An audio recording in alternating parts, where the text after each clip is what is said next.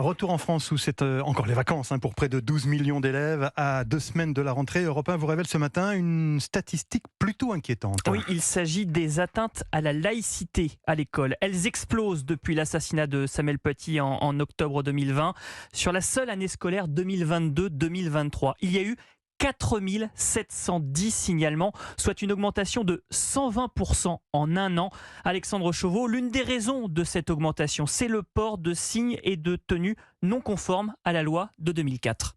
Oui, en clair, le port d'abaya pour les jeunes filles ou de camis pour les garçons, signalé par la majorité des académies. Selon cette note des services de l'État, ces faits sont en constante augmentation depuis 2 ans, jusqu'à représenter un signalement sur 2 lors du dernier trimestre de l'année scolaire, entre avril et juillet 2023.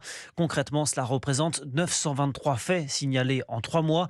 Alors le ministère de l'Éducation nationale met en avant 3 facteurs principaux. D'abord, une évolution significative au sein de la jeunesse, de la place accordée à la religion, et une vision à l'anglo-saxonne de la laïcité, autrement dit à l'opposé du modèle assimilationniste.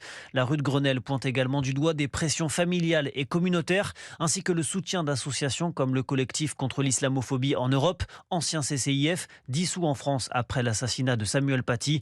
Au total, 150 établissements sont concernés sur tout le territoire, avec pour certains d'entre eux, précise la note, une situation très difficile.